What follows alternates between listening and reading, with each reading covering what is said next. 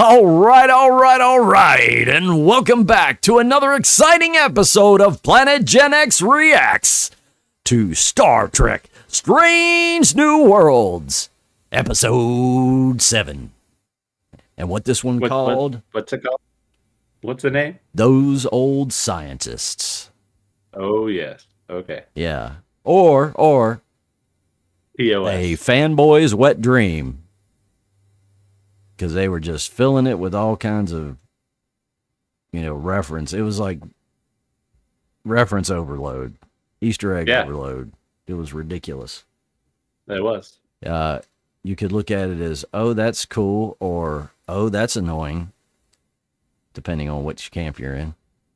Right. I don't know. I mean, overall, the episode worked for me just for where it laid. Right? Yeah. It wasn't necessarily a bad episode. But No. Yeah. Oh my God. There were some great parts to it, but it wasn't like one of the best of the season, right? No, it was. It was another fun-ish. It was a fun episode. Another fun episode, which I don't hate. I'm just surprised at another one so quickly or at all. But that's okay. I mean, because they had more than one back in the day. But they had way more episodes to do it. Anyway, it starts out with an animated intro. Well, you see, they give you the recap, which it makes it clear you are watching Strange New Worlds. And then next thing you know, you're without animated. Yeah. Oh, man, the disconnect. My wife is like, what's going on? What's going on? Right. And I got to say, there aren't too many things that I have to really be negative about, but I couldn't stand that this had animated shit in it. Right. You've really been anti-anime for a while, though. I've told you that I don't believe in the old animated series as canon type thing. I'm not that way with Star Wars. Although now that we're in live action with Star Wars, I don't want any more animated stuff. But with Star Trek, it wasn't really a thing. So I didn't, the old animated series from back in the day, I don't consider that canon or whatever. Some people do, because they'll say, oh, well, the holodecks existed back then because they were in that show, that's kind of thing. But yeah, I don't consider it canon, so I don't really want it interacting with my live action shit. That's something that's weird anyway, to do that. On the flip side, as much as I hated the fact that they were animated, I did like seeing the animated intro. I thought that was really cool. Throwing the old cell shader on the render. Probably wasn't very hard for them to redo that, actually. Yeah. And then seeing... I'm a little torn. Seeing the characters at the end was kind of nice in a way, but it only became acceptable to me because they were obviously high as shit. Right. Tripping balls. Yeah. So that's the only thing that saved it for me. Where, okay, I get it. Y'all are seeing yourselves as cartoons. That's cool. Yeah, it was worth a giggle because, they had brought up the, the whole fact of two-dimensional and stuff like that before, so. Yeah. So... yeah, it's a bit of a love-hate thing in this episode for me, but it was a fun episode. I can't stand the characters in Lower Decks. And by the way, for those who don't know, when I say we're talking animated, we're talking the show Lower Decks has infiltrated Strange New Worlds for this episode. It is a crossover episode. And I don't know, is there a Lower Decks? See, I didn't even know this was happening. Like, Brian and I right now are trying to figure out like how we're going to do another reaction video, because this one I noticed came out really early in the week. I was like, whoa, that's weird. It was like Tuesday I had it. And I was like, oh, okay, weird. It did not occur to me that maybe on Thursday there would be a different episode. So there's a whole other episode that y'all had, as you watch this reaction, has been out for a couple days now, because we're recording Friday. Well, it came out yesterday. Right. So, yeah, by the time you see this, there could be 2 or 3 days past, so you'll probably have seen that episode too and be like, what the fuck? What the fuck? They ain't got no reaction for it. What the fuck? But it's So coming. yeah, we'll figure it out. We're either going to do something tomorrow, record something tomorrow, or we're just going to wait until next week and do both of them next week. You dig? Because that's just the way it goes sometimes. Or the third option. Who knows? Right? Yeah, yeah. The Oblivion option. We just fuck everything. But yeah, so Lower Decks has infiltrated Strange New Worlds, and we get a little lesson in Orion stereotypes, which I actually think it's funny they brought this up, because it's interesting. They talk about, yeah, of course there's Orion scientists. Who do you think builds the ships? And that's perfectly logical thing that many of us don't think about, but it has been addressed before. Back in the TNG days when you had that Klingon, there was an exchange program going on. He ended up being a spy, or they thought he was a spy. I can't remember if he really was or not. But he was just like not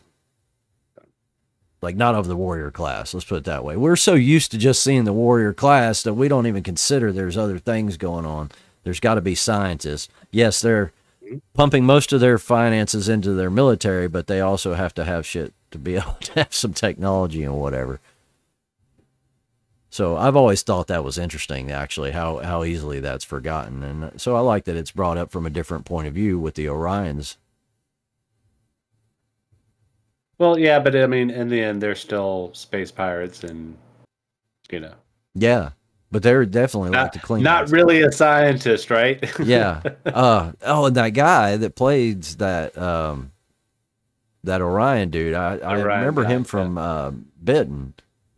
And his name, I did jot it down so I could at least give him a plug for mentioning him. Greg, well, his last name is spelled B-R-Y-K. Is that Brick? Sounds like Brick to me. Yeah. Just all Hollywooded up or something like that. Maybe he's from, I did have him on IMDb, but I did not check his nationality. Yes. Right. Brick. My name is Brick. He does look a little German. I don't know. Right. He might be. But yeah, in fact, Far Cry 5 and 6, he's had some kind of deal on that. So, yeah, no stranger to the voiceover work, I suspect. Right. And they may have actually used his license that game. I've never played the Far Cry games. I don't know. So anyway, not the point for what we're talking about. Yep. And then so they go and find this portal thing. They're kind of talking about the past TOS. What we're watching right now, they're talking about it as their past, and they're geeking out and fangirling and fanboying out and everything. And they go to where this portal is, and Boimler's dumbass gets like sucked in the portal. And we get a live action Boimler, and boom, all of a sudden we're back in the Strange New Worlds we remember in live action. And man, that was some violently colored hair. I was shocked by a few things, like his hair, and this is how after I was shocked by it, I thought, wow, maybe more people should think like this, because I get so accused of thinking the opposite. That I was so shocked that Mariner was black, because I didn't even notice. Like, so when they had a black actress playing her, I was like, oh yeah, I guess she is black. It like shocked me. I was like, a black actress. Yeah. Oh yeah, I guess so. I was thinking about her mother's, like the commander or captain or whatever. She's black. Yeah, duh. But maybe the world needs to look through those eyes, is what I was getting at. But the Boimler dude, man, I've never liked that name. I've never liked that character. They're just too weird on that show. And then to have that here in live action was very awkward. It did provide so much comedy that because of the way this episode was structured, it did kind of work. Well, I mean, for me, I kept having to try and pull myself back to a meta stance, right? It's like I couldn't fully immerse because I was always like, hey, look, Pike's cooking. And like keeping track of like all the shit that you expect them to drop, because it's a meta episode, right? It's a crossover, it's meta. Carol Kane.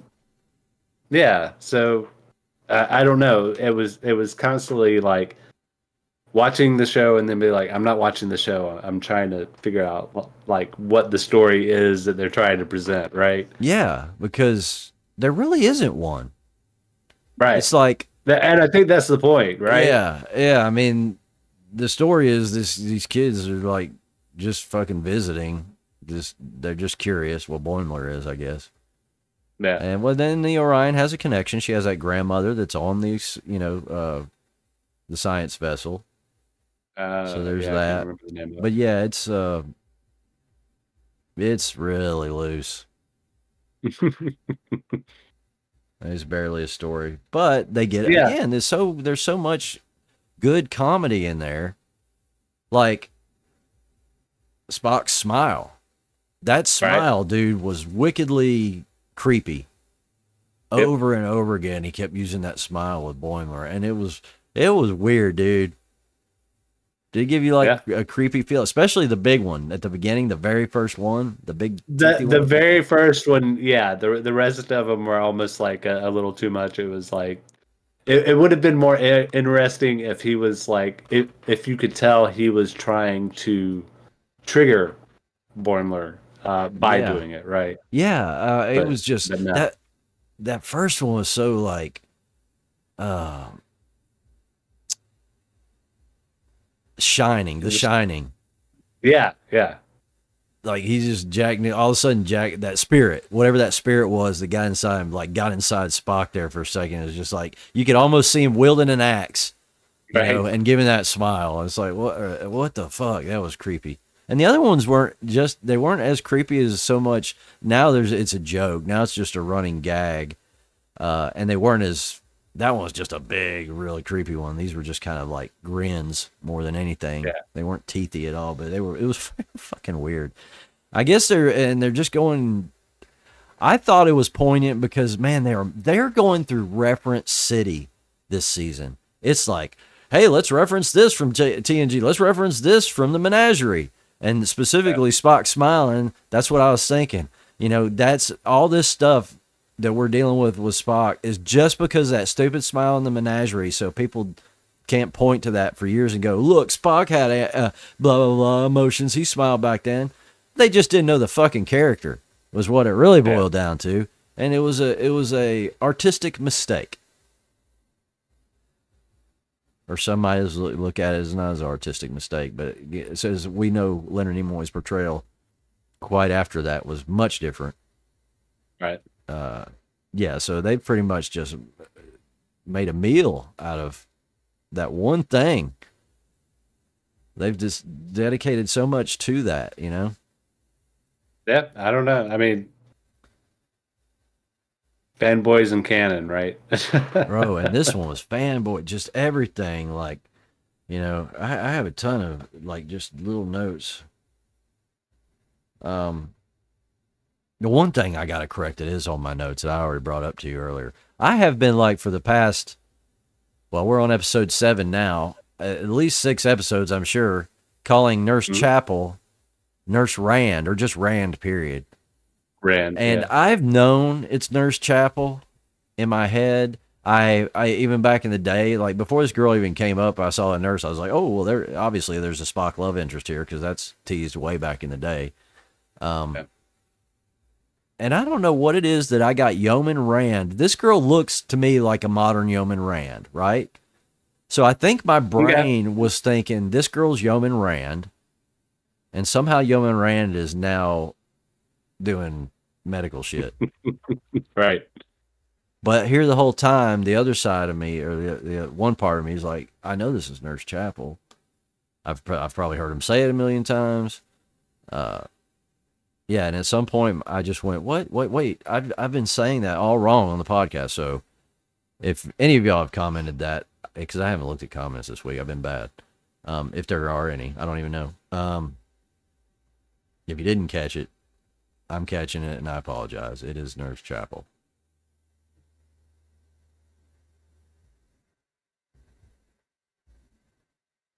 Christine Chapel. Yeah, Christine Chapel. I was thinking about some of the quotes we got. Were there were some good quotes, like when he told him, well, just don't look. He was going to do something. Boimler was going to like do something, and they're like, you can't do that, and he's like, well, you don't have to know. You don't have to look. And she's like, we can't just not look. Can we? That was number one's line. And I thought that was pretty good. And then the next scene, they're all have their back to him. They're all facing the camera. I mean, just silly. The whole thing's like silly like that. And like, I like how flattered Pike was getting a lot too. Right. Yeah. That shit was pretty funny. It was always like a build up to like of him expressing being flattered. He'd like drop hints and whatever, but outwardly not show it too much. Yeah. Until the very end, right? Yeah. Well, I mean, like when he gave him the really great hairline, there was that look. He had that look. Yeah. But yeah, really more at the end. He was definitely I mean, like you could tell his ego was really getting stroked good. Well, I mean, he needs it because he knows what his future holds, right? Right. Yeah. I mean, at least he already knows, so it's not like and Boimler's surprised at that.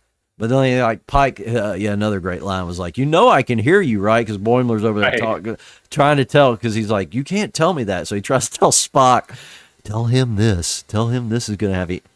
I can hear you, right? Oh man! And then they drop the line later. It's like, have you noticed how slow they talk? And so quietly too. Yeah. Oh man. Yeah, I thought Live Boimler was bad enough, but then we got Live Mariner too. Yeah. Oh man, those two characters, they're crazy. I never forget the first time I saw that show though. Like they were cursing and everything. I was like, wow. Okay, they clearly didn't mean this for kids. Yeah. But it still just wasn't. I did find things funny, but I guess I'm just not with that now, man. Not feeling it. Too busy, man. I mean, like if as much as I love Star Trek, it's not going to further anything for me. Yeah. Yeah. Even having an occasional Riker show up in there. Just can't do it. Hot Spock. Hot Spock agrees. Yeah. That was a great line. It was.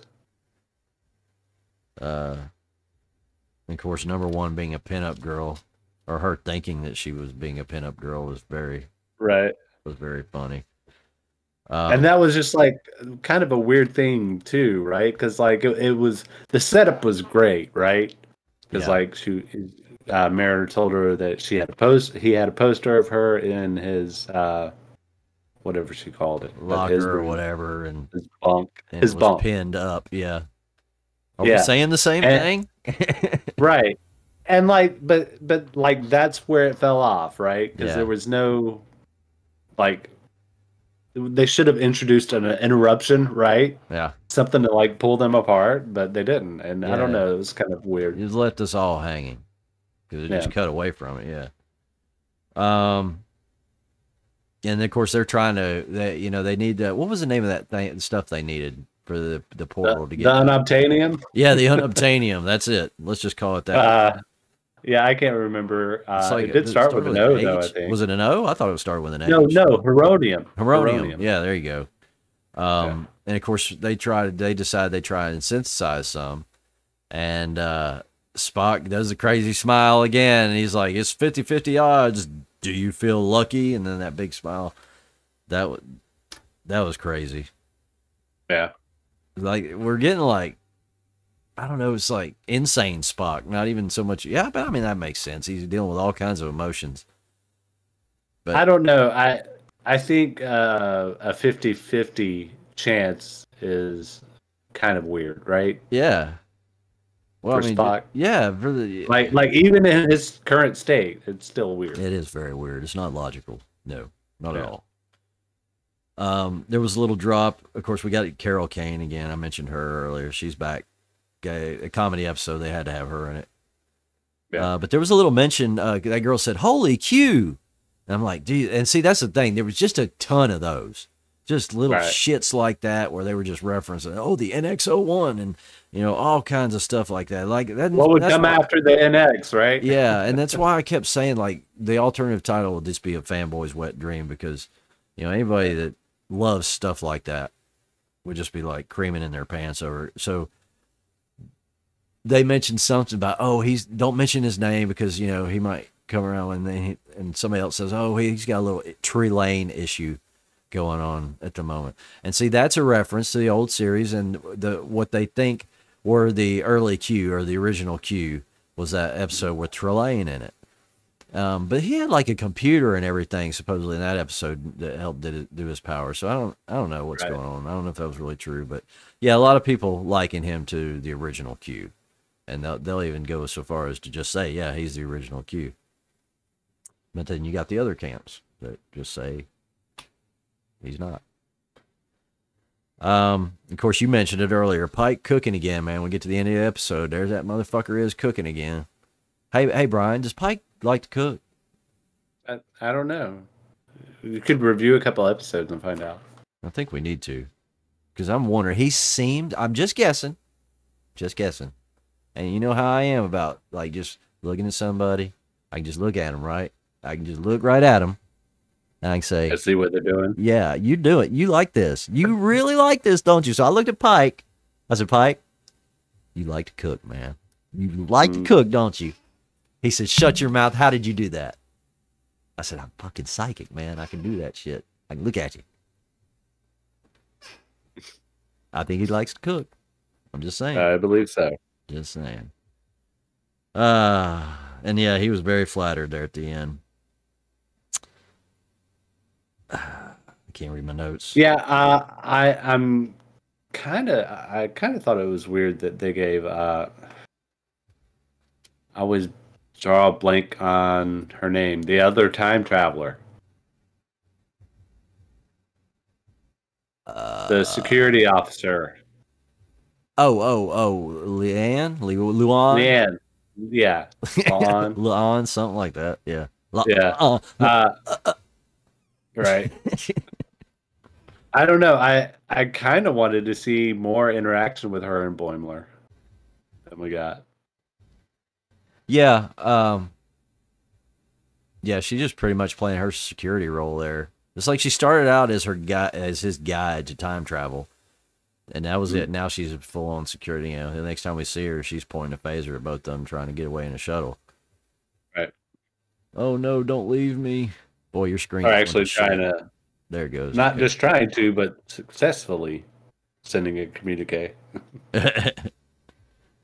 Oh man, let's see. Yeah, I'm trying to see anything else in. No, I mean that's pretty much my notes, man. The end, they get tripping, and like I said, they all turn into the cartoon people for the Strange New Worlds. It's pretty funny. Overall, like, dude, the episode, I think it was a fun episode. Full of Easter eggs. There is just reference after reference after reference after reference after reference. It never ends. It's like a big old barrel of references, all for you. We didn't even mention Domjot. Is that it, Domjot? Yeah. Right? Was there a mention of Domjot? There was. I know there was. Yes, because they mentioned the Nausicaans. Correct. Right. Yeah. Now that I'm thinking about it, I remember in the head somebody describing what Domjot was and like playing on a little billiards table, something like that. Wasn't that the description? Yeah, I mean they actually showed it in one of the TNG episodes. Oh yeah, no, I'm not saying that. I'm just saying like in the scene when there's somebody describing it. I think boy, my man, I don't know. I can't even remember the instance, but I think it had something to do with like getting one of them shipped somewhere and how Nausicaans like them even though they suck at it. Yeah, like they like to play Domjot even though they suck at it. Yeah, she did say that line. Yeah. I say she. That's probably the Ryan girl or something like that. Might even be the Mariner. I was gonna say it's probably Mariner. Yeah, probably. She's a loudmouth. Yeah. Bitch like to talk, man.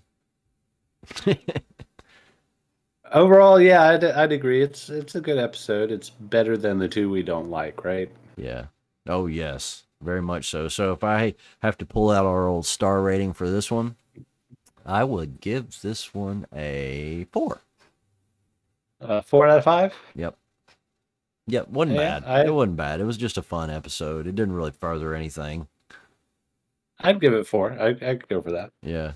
I mean, there's nothing to like really hate or not. It's just you're just there for a good time. And I hate that they really wasted an episode on it, but whatever. It was fun. Yeah. And I like to have a fun. It's a good. I do know the name of the next episode, but I didn't write it down. It's episode 8. And that's basically how they're treating it. There's your name, right? The episodes with no names. But yeah, so y'all look out for the episode 8 reaction when we actually get it out. I want so bad, dude. I want so bad to watch an episode with you and I, like talking over it, whatever, reacting to it live. Yeah. And I want to put it on Twitter and see if they blow a fucking goozle pipe. Okay. I don't know. I'm thinking about it.